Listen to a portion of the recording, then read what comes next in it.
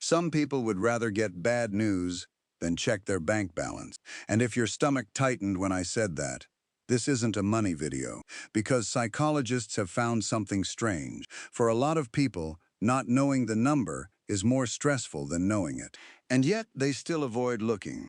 The reason has almost nothing to do with money, and everything to do with what that number has quietly come to represent. The question is why, and the answer is sitting in your pocket right now. The behavior. You already know this behavior. You might be doing it today. The notification arrives. A payment has been made. You see it.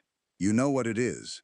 And you swipe it away without opening it. You'll spend the money, but never look at what's left. You open the app only when there's no other option. At the till, at the checkout, the moment you're forced to. And here's the strange part. You're not actually confused about your money. Somewhere in the back of your mind, you already have a rough idea of the number. So you're not avoiding information. You're avoiding a feeling. And if this sounds familiar, you're not unusual. This is one of the most common money habits there is. It just happens to be one nobody admits to, the hidden emotional trigger. Because that number isn't just a number, and it's a scoreboard. Open the app, and in 1 second it tells you something about yourself. Whether you're okay, whether you're behind, whether you did the things you promised yourself this month, or the things you swore you'd stop. The balance doesn't show your money, it shows your decisions. And nobody wants to check a scoreboard they think they're losing. So the feeling that rises isn't really about dollars or pounds. It's guilt. That quiet voice saying, you should be further along than this by now.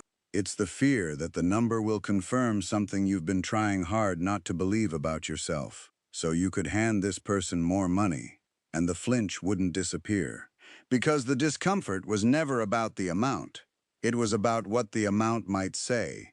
And yet, the guilt isn't even the real reason you look away. Your brain made that decision before you ever felt a thing. The brain's protection system. Picture this. Your phone buzzes. It's a message from someone you owe money to. Notice what your body does in that half second before you even read it. The tightening, the pull to look away, the instinct to deal with it later. You didn't choose that. It happened to you. Because the oldest part of your brain doesn't separate a money threat from a physical, a predator, a cliff edge, a balance that might say you're in trouble. To that part of your brain, they're all the same, so it does the one thing it's brilliant at.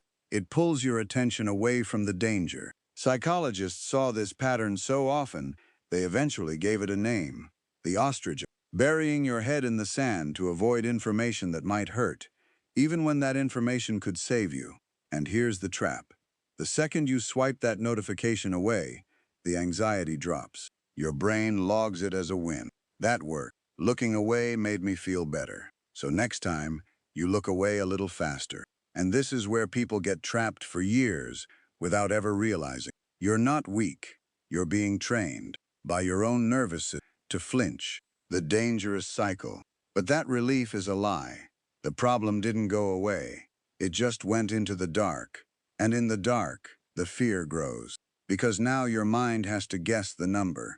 And the mind never guesses good news. It picks the worst version. So you're no longer afraid of your real balance. You're afraid of an imaginary one that's far worse. Researchers tested something close to this. People who knew for certain they'd get an electric shock stayed calmer than people who only might get one. Read that again. Certainty, even bad certainty, hurt less than not knowing. That's the whole trap. You avoid to feel safe. Avoiding makes the unknown bigger. The bigger unknown makes you more anxious, and more anxiety makes you avoid even harder. Avoidance feels like protection until you realize it's the very thing you needed protecting. And the longer it goes on, the less the fear is even about money, and the more it's about facing yourself. It's 2:17 in the morning. You can't sleep. Checking would take 3 seconds. The phone is right there. And somehow, you still don't reach for it. But the cycle isn't even the strangest part.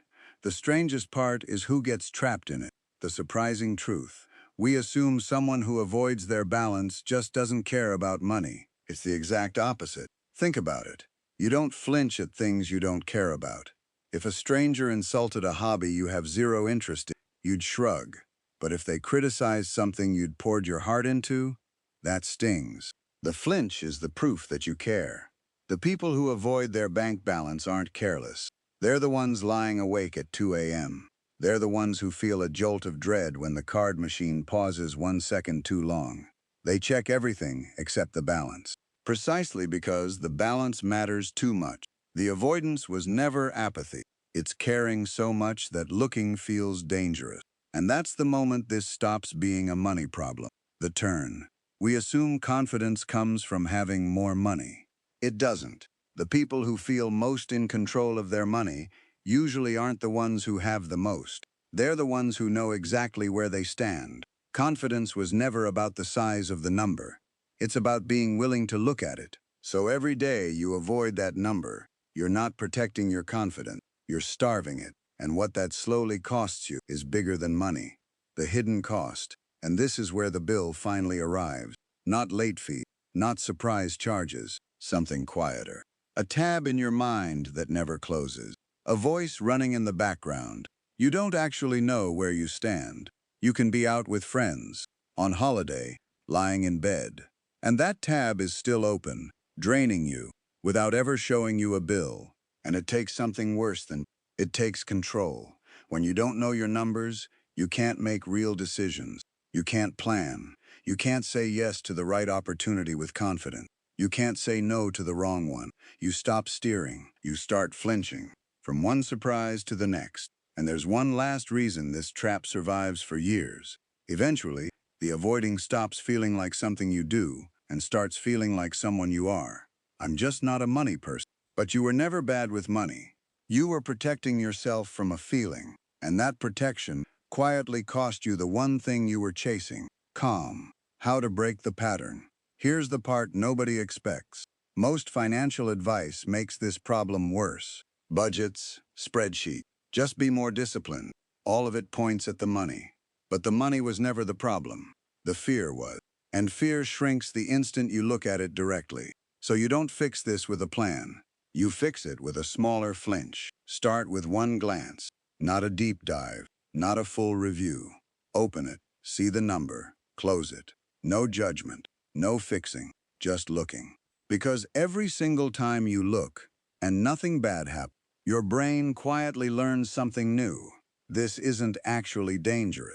Then make it boring. Same day, same time, once a week.